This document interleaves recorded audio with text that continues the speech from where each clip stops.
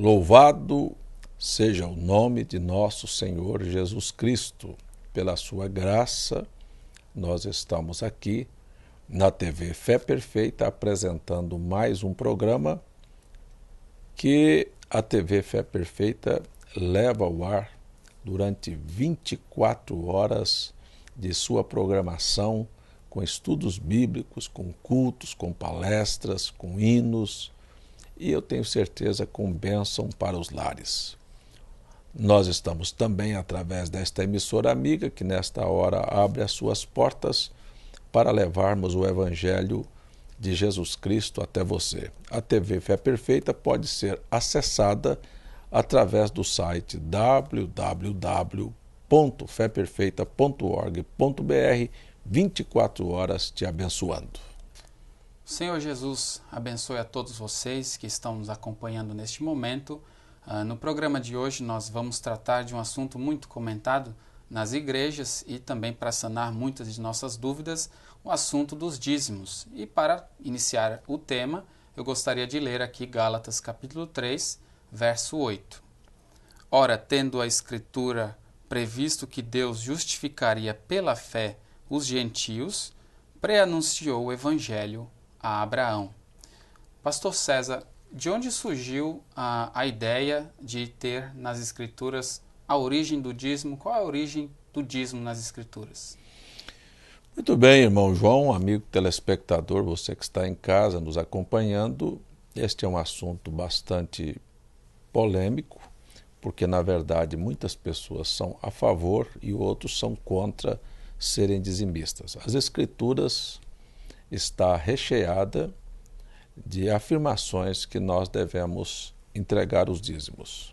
Porém, a pergunta é: de onde e qual a ideia que se originou para que Abraão entregasse os dízimos? Em primeiro lugar, a Escritura que você leu já nos diz claramente que antes de Deus já tinha previsto que anunciaria o Evangelho aos gentios, quer dizer, o Evangelho viria a nós, ele primeiro anunciou o Evangelho a Abraão.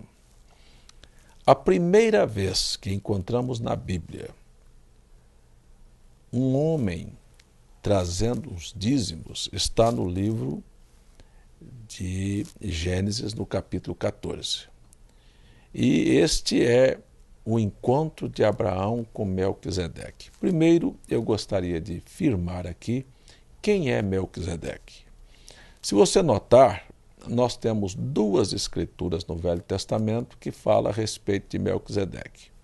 Uma está em Gênesis capítulo 14 e a outra no Salmo 110. São os dois únicos lugares que falam sobre Melquisedeque. No Novo Testamento, no livro de Hebreus, no capítulo 5, Paulo fala que Melquisedeque era um sacerdote do Deus Altíssimo e é uma escritura e um quadro de difícil interpretação. Primeira coisa. E disse que os irmãos haviam se feito negligentes para ouvir a respeito de Melquisedeque. No capítulo 7, Abraão encontra-se com Melquisedeque, Paulo o chama de rei de Salém, sacerdote do Deus Altíssimo, e o chama e diz que ele não tinha genealogia, nem pai, nem mãe, nem princípio, nem fim de vida. Então, claramente se entende que Melquisedeque era uma teofania. Teofania é Deus tomar um corpo humano, tomar do pó da terra, formar corpos especiais para vir tratar com seres humanos. Agora, o impressionante é, então Deus tomou potássio, luz cósmica, cálcio, zinco, ferro e formou um corpo, entrou naquele corpo e veio se encontrar de Abraão quando ele vinha de uma batalha. E automaticamente, Melquisedeque abençoou a Abraão e Abraão espontaneamente tomou de tudo quanto tinha e deu a Melquisedeque. Veja, não houve nenhuma imposição, é uma coisa feita por revelação. O que é revelação? Revelação é fé. Sem fé é pecado. Se as pessoas derem o dízimo porque o pastor está pedindo o dízimo, aquilo não tem nenhum valor diante de Deus. Então, Melquisedeque, ele vem abençoar Abraão. Abraão entrega o dízimo. Agora, nós ouvimos muitos dizerem que você deve dar o dízimo para ser abençoado. Este é o argumento para facilitar as pessoas a fazerem uma barganha com Deus, uma troca. E aí vira uma troca de favores. Mas, na verdade, dízimo é fé. E quem deu o dízimo pela primeira vez foi Abraão, e ele não deu para ser abençoado. Ele deu porque Deus o houvera abençoado. Há uma diferença muito grande entre incentivar as pessoas a darem para serem abençoados e uma consciência de que está dando porque Deus abençoou.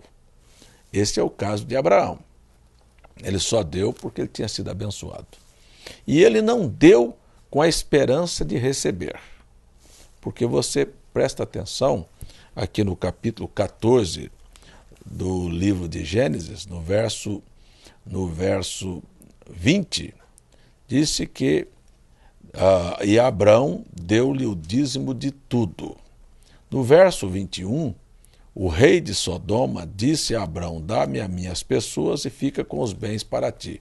Veja só, se ele tivesse na mente esta ideia dos pentecostais, neopentecostais, do povo em geral, principalmente aqueles que vivem motivando as pessoas a entregar o dízimo para serem abençoados, então ele no verso 20 entrega o dízimo, no verso 21 já vem o rei de Sodoma e diz para ele: pode ficar com esses bens todos, essa riqueza. Abraão disse: eu não quero esse dízimo, esse dinheiro. Vejam que se fosse hoje, as pessoas agarrariam com as duas mãos e diziam: olha, eu dei aqui, Deus já está dando aqui de volta. Só que Abraão rejeitou. Por quê?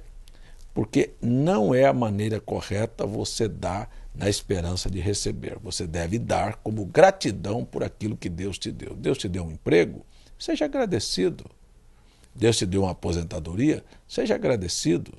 Deus te facilitou um negócio? Seja agradecido. Mas não é para fazer um favor para Deus te dar novamente.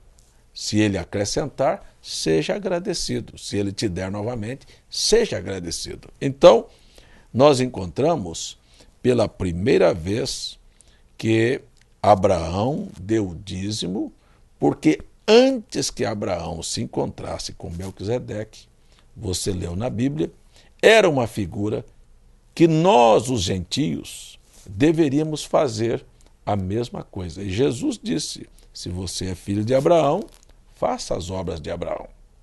Então, está aqui por que se deve dar? Por gratidão, por fé, por revelação, sem questionar um recebimento posterior. Agora, você veja que quando Paulo trata este assunto no capítulo 7 de Hebreus, ele vai falar de um ministério levítico. Porque Levi é bisneto de Abraão, estava nos lombos de Abraão, e a Bíblia diz que a tribo de Levi seria a tribo preordenada a receber os dízimos das outras tribos de Israel. E ele, sendo preordenado a receber, primeiro teve que dar. E a Bíblia diz que ele pagou dízimos estando ainda em Abraão. Esta é a bênção da posteridade. Então, ali está o ministério levítico. É claro, muitas pessoas questionam hoje, irmão João, que dízimo é uma coisa do Velho Testamento. Ora, esta pessoa sabe tanto de Bíblia como o índio sabe a respeito de farmácia. Na verdade, o que você vai ver que o Velho Testamento propriamente dito se inicia no capítulo 12 do livro de Êxodo. Porque Paulo, explicando sobre o que é testamento, diz que não há testamento sem a morte do testador. E como os cordeiros que morreram no Antigo Testamento na Páscoa é a figura de Cristo, não é?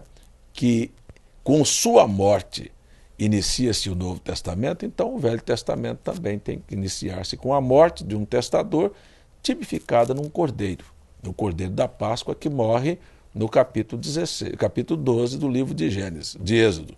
Então, antes da lei e do Velho Testamento, nós temos aqui no livro de Gênesis a história de como o Novo Testamento, o Velho Testamento, haveria de se iniciar. Se inicia no capítulo 12. Mas você percebe que com a introdução do Velho Testamento, vem as leis que estão no capítulo 20 do livro de Êxodo. Só que antes da lei, Abraão já era dizimista. E Abraão é fé, e Abraão é a figura dos gentios.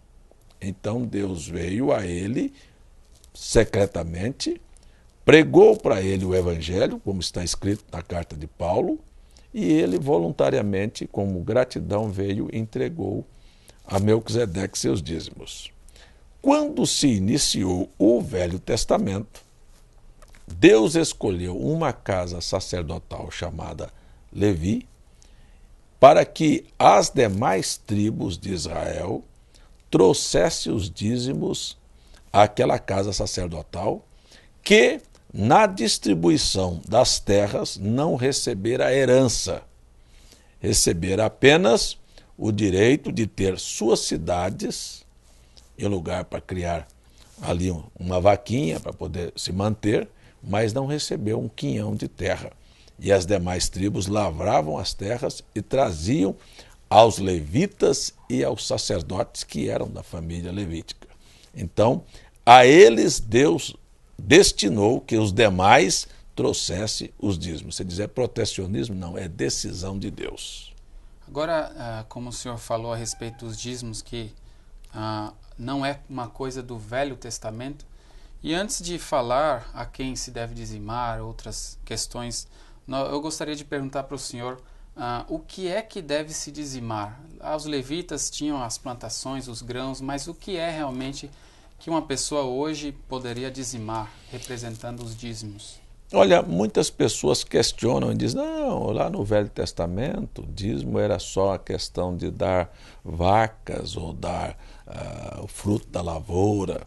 Você pode olhar na sua Bíblia, que no livro de Deuteronômio, no capítulo 14, está escrito que as pessoas que recebiam, colhiam os seus frutos da terra, o fruto do seu trabalho e do seu gado, para conduzir aquilo a longa distância seria uma coisa dificultosa, e Deus mandou vender e levar o dinheiro, atar o dinheiro e levar. Está no livro de Deuteronômio, capítulo 14, verso 25. Então, o que nós entendemos que tudo aquilo que é fruto do seu labor, que Deus te deu como recompensa do seu trabalho, seja na lavoura, seja no gado, seja no trabalho, hoje, na nossa época, na repartição pública ou no comércio, dízimo é a 10ª parte daquilo que nós obtemos como lucro. E tem uma outra finalidade, tem uma outra função que deve ser notada, é que os dízimos, que são a 10ª parte daquilo que nós ganhamos, deve ser a primícia. Muitas pessoas, irmão João e amigo telespectador, dizem, eu não tenho condição de ser dizimista, porque quando eu coloco no papel que eu tenho que dizimar, não encontro lugar e nem possibilidade, porque eu tenho que pagar o supermercado, tenho que pagar a farmácia, tenho que pagar o transporte, tenho que pagar a gasolina, enfim. E aí, então, quando vou olhar, não sobra meu dízimo. É lógico, porque não é a primícia. Se fosse a primícia, então, disse, eu tenho que entregar os meus dízimos, depois vem o supermercado, depois vem a farmácia, depois vem o transporte, e assim sucessivamente. Mas dízimo é a primícia, deve ser usado em primeiro lugar, o fruto do seu lucro, como gratidão a Deus. Agora, uma coisa é ser dizimista de coração, outra coisa é estar amedrontado que se você não der, você vai sofrer maldições. E há outro fator, sabe, que existe, é um monte de aproveitadores, de pastores que pregam o evangelho por dinheiro e querem, então, aproveitar a circunstância para extorquir a fé das pessoas. Pastor César, só para enfatizar aquilo que o senhor falou a respeito de o dízimo não ser apenas do Velho Testamento, quais escrituras teria no Novo Testamento falando a respeito dos dízimos? A primeira escritura que nós encontramos é o próprio Jesus, que questionou o assunto do dízimo em São Mateus capítulo 23. Nós vamos ler esta escritura aqui em São Mateus 23. E Jesus falando com os fariseus, os doutores da lei, os escribas, no verso 22 ele diz, capítulo 23 do Evangelho de Mateus, verso 22. E o que jurar pelo céu, jura pelo trono de Deus e por aquele que está sentado nele. Ai de vós, escribas e fariseus hipócritas, pois que dizimais a hortelã, o endro e o cominho, e desprezais o mais importante da lei, o juízo, a misericórdia e a fé. Deveis, porém, fazer estas coisas. Quer dizer, Jesus disse para não deixar de ser dizimista e não omitir aquelas. Quer dizer, você deve usar o juízo, a misericórdia e a fé e não omitir os seus dízimos. Então, qualquer pessoa, na verdade, que não tem coragem voluntariamente, sem ser pressionado, de entregar seus dízimos, sem precisar do pastor ou do incentivo ou da ameaça de alguém que voluntariamente não faz isso, ele, na verdade, ele é um usurento, um avarento.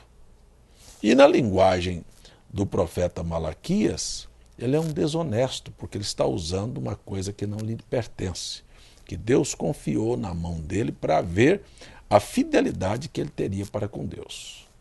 Então nós temos São Mateus capítulo 23, verso 23 aqui, e temos Paulo fazendo menção dos dízimos na carta aos Hebreus, no capítulo 7, verso 1 e verso 2. Você tem também a menção sobre o dízimo no Novo Testamento. Sobretudo, Gálatas capítulo 3, que o evangelho primeiro foi prenunciado a Abraão. Quer dizer, o evangelho são boas novas. Então está aqui, dentro do Novo Testamento, para que nós praticássemos o dízimo. Então, vendo aqui a origem do dízimo, o que dizimar? Gostaria de saber aqui, muitas pessoas devem ter essa mesma pergunta, sabendo que não é coisa do Velho Testamento, aonde dizimar? Porque nós sabemos que até mesmo como o senhor falou, no tempo ali, né, no Velho Testamento, as pessoas talvez tivessem que deslocar para um outro lugar e era distante, então Deus tinha um lugar que era elegido para que aquele dízimo fosse levado até ali. Então, onde hoje nós poderíamos entregar nossos dízimos e a quem nós entregaríamos os nossos dízimos? Esta é uma pergunta muito rica e muito boa e muito propícia, porque os dízimos eram levados para o templo para que o sacerdote vivesse dele. No livro de Levítico, de Números, no capítulo 18, Deus deu aos levitas o dízimo como uma herança perpétua. No capítulo 3 de Malaquias diz, trazei todos os dízimos à casa do tesouro para que haja mantimento na minha casa. Veja, quem vivia do templo, mantimento para o templo, eram os sacerdotes e os levitas. Então eles sobreviviam do dízimo. Lembrando que, sobretudo para receber dízimo, no caso de Levi, ele primeiro pagou o dízimo. Então, primeiro precisa de ser dizimista para receber dízimo. Ou seja, um pastor deve ser, em primeiro lugar, ele próprio dizimista, para poder receber o dízimo do povo. Segundo, nós temos aqui um fato bastante curioso, que se o sacerdócio levítico prevaleceu como sombra até que Cristo viesse, Cristo vem de um sacerdócio segundo a ordem de Melquisedeque e não segundo a ordem de Cristo, e Melquisedeque foi o primeiro a receber dízimo. Então aqueles que ministram no sacerdócio de Melquisedeque, não no sacerdócio levítico. Tem muita gente dizendo, aí nós somos levitas. Não, escuta aqui, nós ministramos na ordem de Melquisedeque, por isto recebemos vinho. Como ministramos na ordem de Melquisedeque, não ministramos uma Páscoa com cordeiro animal, mas com pão e vinho, pão asmo e vinho puro. Não é este pão fermentado que os pastores estão dando na ceia, nem este suco de uva. Isso não vale nada, isso prova que eles são usurpadores e falsos. E aqueles que não são comissionados realmente por Deus para receber dízimos, eles são enganadores do povo. Você pergunta, onde devemos dizimar? Olha, meu amigo, esta é uma coisa tão séria para se dizer no final de um programa como esse, mas guarde isto. Não entregue seu dízimo para um pastor que não te ensine a palavra de Deus como ela é. Primeiro lugar, não coloque o seu dinheiro, o seu dízimo, num lugar que você sabe que está debaixo de uma maldição, de acordo com as Escrituras. Por exemplo, o capítulo 17 de Apocalipse fala de uma mãe. É uma igreja, é uma mulher na Bíblia, a representação de uma igreja. Todo mundo sabe, é a igreja mais velha, mais tradicional, que assassinou milhares de pessoas, que extorquiu o dinheiro das nações e que carrega em si aquele diadema com muitos nomes blasfemos. São suas doutrinas falsas, como trindade, batismo, nos títulos e etc. Neste lugar, não ponha seu dinheiro. Segundo, ela gerou filhas, que são as igrejas evangélicas, que também têm as suas doutrinas. Você dizima lá, você está contribuindo com um sistema que é contra a palavra, anticristo. Cristo é a palavra, então tudo que está contra a palavra é um sistema anticristo. Dizimar para um sistema desse é favorecer o sistema anticristo. Onde se deve dizimar? Onde se pregue a verdadeira palavra de Deus, com os verdadeiros ensinamentos da Bíblia Sagrada, do Novo Testamento, dos apóstolos, e a quem? A um verdadeiro ministro do Evangelho. Esta é onde você deve se dizimar, onde você se alimenta realmente o pão da vida, do pão da vida. É aí o lugar onde se deve dizimar. É uma pena que o tempo já acabou, e as perguntas com relação a dízimos ficam para o próximo programa. E eu agora convido você para um momento de oração.